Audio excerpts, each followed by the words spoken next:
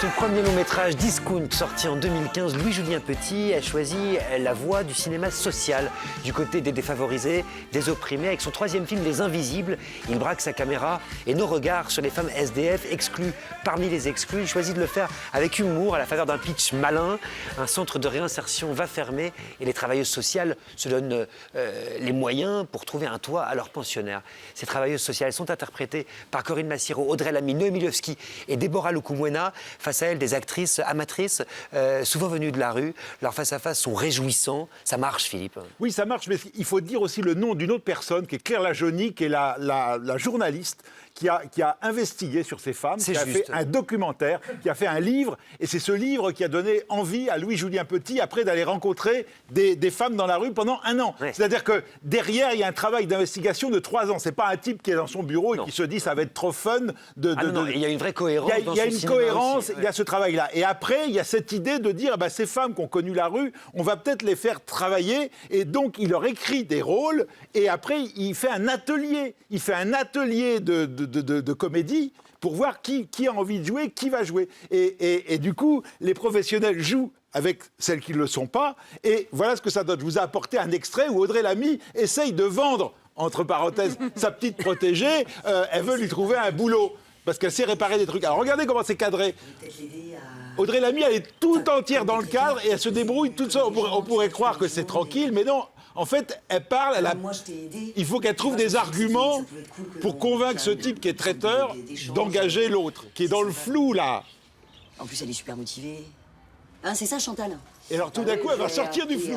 Écoutez-la. Pas mal de choses en présent. Ah oui, c'est gentil d'avoir pensé à moi, mais je veux pas de problème. Et alors, regardez, il ferme la porte et la suite, c'est derrière cette porte en verre. C'est une très belle image de mise en scène. En fait, on entend tout, mais ils sont derrière. Écoutez-la. Qui dit ça? Oh, il faut bien dire la vérité. Voilà, et cette femme s'appelle Adolpha Van Meregem. Exceptionnel. Elle est sur Facebook. Hein, elle a plein d'amis maintenant sur Facebook depuis qu'il y a ce film. Elle est géniale. Et cette histoire, c'est sa vraie histoire. Et ce qui est génial, c'est que Louis-Julien Petit écrit le personnage et elle lui dit tu me le fais jouer, c'est mon histoire. C'est moi qui ai tué mon bonhomme. Tu vois, et voilà. Et cette charge-là, il réussit à l'accueillir dans son cinéma. Et moi, ce que je trouve fort, c'est de faire un film sur ce sujet-là qui ne soit pas dans le pathos, qui ne soit pas dans la culpabilité. Vous, spectateurs, vous êtes riches et eux, ils n'ont rien. C'est un film sur l'humour et l'humour avec les gens qui connaissent la rue. Muriel?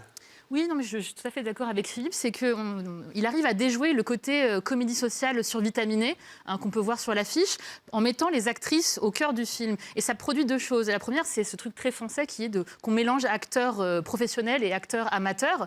C'est quelque chose qu'on adore en France faire. Les réalisateurs adorent ça, le public adore ça. Et ça crée quelque chose qui est toujours agréable à regarder. Et la deuxième chose, c'est le programme qui est dans le titre du film, Les Invisibles. Alors, qu'est-ce que c'est, Les Invisibles? C'est à la fois, d'un côté, elles ne sont pas tant invisibles que ça, mais des actrices qui ont 50 ans, 60 ans, enfin presque 60 ans, je sais pas. Vrai. Et de l'autre, ces femmes donc, qui ont été castées, qui ont connu la rue, qui s'en sont sorties. Et ça produit quelque chose qui est, voilà, c'est du pur...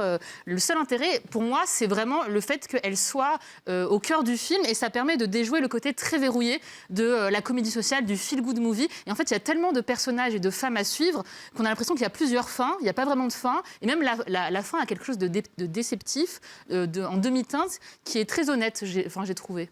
Marie?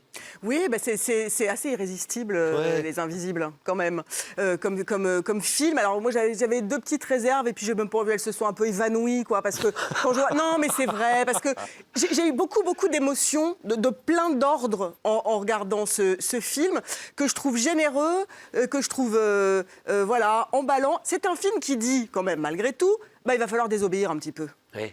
C'est pas mal de dire ça. On va désobéir un petit peu. Parce que ça vous ressemble, vous. C'est-à-dire qu'il y a ce côté, l'administration a ses absurdités. Il va falloir dire merde à l'administration et puis on va se débrouiller. Il y a une sororité dans ce film qui m'emporte forcément. Les Invisibles de Louis-Julien Petit avec Corinne Massiero et Noémie Levski notamment vous attendent au cinéma. Passez les voir.